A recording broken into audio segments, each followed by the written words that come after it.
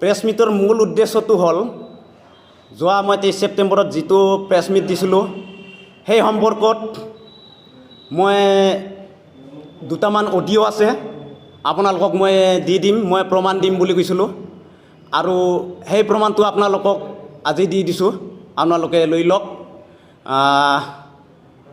বিশেষ মই প্ৰমাণটো দিম বুলি কৈছিলোঁ, হীৰা শৰণীয়া যিটো BTD আৰ্মি খুলিছিলে তেওঁ মোক কেনেকুৱা ষড়যন্ত্ৰ বুলি সজাইছিলে, কেনেকৈ ব্যৱহাৰ কৰিছিলে, সেই কথাখিনিক লৈ আপোনালোকক মই এই যিটো অডিঅ' মোৰ ৰেকৰ্ড আছে আপোনালোকক দি দিছোঁ। তেওঁলোকে BTD আৰ্মি খুলি বিশেষ লৈ আমাক BTD মোক আৰ্মি কামাণ্ডেণ্ট বনাইছিলে, BTC সেনাৰ কামাণ্ডেণ্টৰ মই 4টা সমষ্টিত মই কাম কৰিছিলোঁ। গতিকে সেই 4টা সমষ্টিত যাদৱ দাসক ফচোৱাৰ কথা কৈছিলোঁ, মাটি বাৰীৰ কথা কৈছিলোঁ, কিছুমানে বন্দুক থৈ কেনে ফচোৱাৰ মানে ষড়যন্ত্ৰ কৰিছিলে আৰু ইতিমধ্যে এজনক যাদৱ দাসক ফচোৱা হৈছিলে।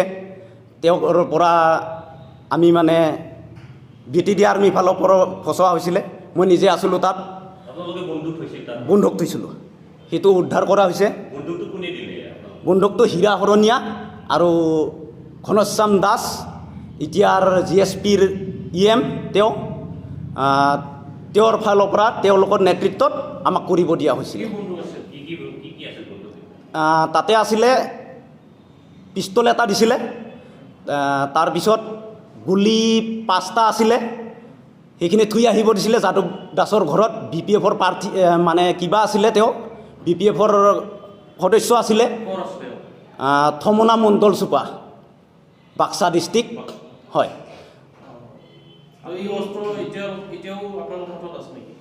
আমাৰ হাতত সেনেকৈ জমা দিয়া নাই, তেওঁলোকে কিছু আমাক লোৱাৰ কাৰণে দিছিলে, সেইকেইটা পুনৰচো তেওঁলোকে লৈ গৈছে আমাৰ হাতৰ পৰা। গতিকে আমাৰ হাতত বেলেগ অস্ত্ৰ নাই, বাকী তেওঁৰ হাতত বহুত অস্ত্ৰ আছে।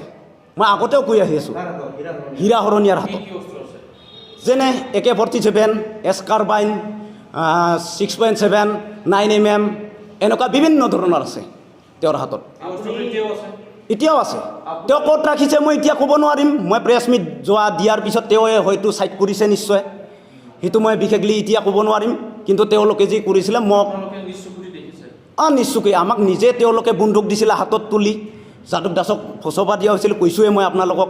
আৰু আৰতি যিটো BJPৰ বাগানপাৰা সমষ্টিৰ আছিলে, তেওঁকো ফচোৱাৰ ষড়যন্ত্ৰ চলাই আছিলে আৰু ফচোৱাৰ ষড়যন্ত্ৰৰ কথা মই আগতে কৈ দিছোঁ।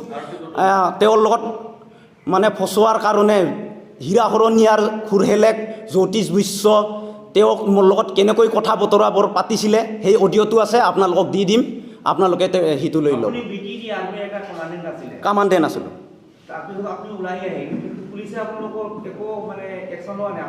আজিও মোক কোনো পুলিচ প্ৰশাসনৰ ফালৰ পৰা মোক সোধপোছ কৰা নাই, যোৱা 23 ছেপ্টেম্বৰৰ ফালৰ পৰা।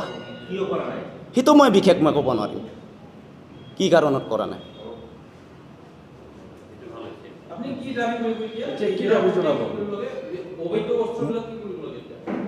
এই অস্ত্ৰটো যাতে পুলিচ প্ৰশাসনৰ দ্বাৰাই এইটো যাতে উদ্ধাৰ কৰে, তেওঁৰ পৰা যাতে ওলাই লৈ আনে, মই সেইটোৱে দাবী জনাম।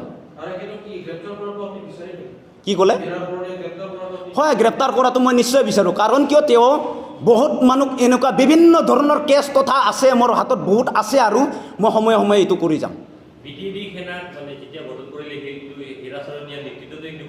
হয়, হীৰা শৰণীয়াৰ নেতৃত্বত কৰা হৈছে।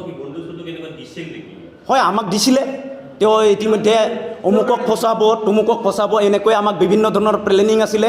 যাদৱ দাসক ফচোৱাৰ পিছত যেতিয়া মানে আৰতি বৰদলৈক মানে ফচোৱাৰ ষড়যন্ত্ৰ চলি আছিলে, তেতিয়াই মই কথা বতৰাবোৰ পাতি কেনে মই নিজে মই বুজি পাই কেনে মই নিজে চাইড হৈ ওলাই গুচি আহিছোঁ।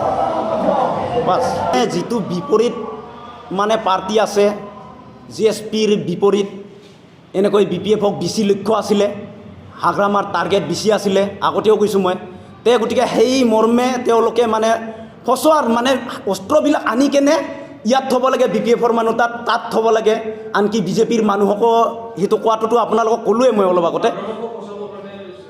যাদৱ দাসটোতো থমনা মণ্ডল চুপাৰটোতো যাদৱ দাস মানে হাগ্ৰামাৰে মানুহ আছিলে, তেওঁক ফচোৱাৰ কাৰণে মানে ফচোৱাটো হৈয়ে গ'ল। সেইটো মইতো ক'লোৱে অলপ আগতে আপোনালোকক যাদৱ দাস পিছত এৰেষ্ট নহ'ল কিবা তেওঁলোকৰ কেনেকুৱা বা কেছ ধৰণৰ কি চলিলে মই পিছত সেইটো মই ক'ব নোৱাৰিম কিন্তু তেওঁৰ পৰা মানে তেওঁ পলাই আছিলে বুলি শুনিছোঁ মই পিছত কিন্তু মই মানুহটোকো চিনি নাপাম এতিয়াও কিন্তু তেওঁলোকৰ নেতৃত্বত কৰা হৈছিল আগদিনা ঘৰত গৈছিলোঁ মই তেওঁৰ ৰাস্তাৰ পৰা ঘূৰি আহিছোঁ মানে ঘৰৰ ৰাস্তাৰ পৰা আহি কেনে তেওঁলোকৰ ফালৰ পৰা মোক মানে পঠাই দিয়া হৈছিলে ঘনশ্যাম দাসৰ ঘৰৰ পৰা এতিয়া যিটো GSPৰ তেওঁৰ ঘৰৰ পৰা মোক অস্ত্ৰটো আনিব দিছিলে ঘনশ্যামৰ দাসৰ নিজৰ হাতৰ পৰা মই লৈ আনিছিলোঁ মোৰ লগত আছে আৰু দুজনমান সেইকেইটাই মানুহ আহি আছে এতিয়া আৰু দুজনমান অহা নাই তেওঁলোকক মই আহ্বান জনাম যাতে তেওঁলোকেও মানে সঁচা কথাটো কৈ দিয়ে নাই এইটো একচুৱেলি মই যিখিনি নেকি হয় এইটো আছিলে কিন্তু মই যিটো নেকি এনেকৈ মানুহক ফচোৱা এই কামটো মই ভাল নাপালোঁ বিশেষকৈ মেকিং কাম কৰে এইটো আৰু সেইটো কাৰণত যিহেতু মানে ইয়াক ফচাব তাক ফচাব এইবিলাক কাম কৰি ভাল নালাগিল মোৰ সেইটো কাৰণে মই নিজে গুচি আহিছোঁ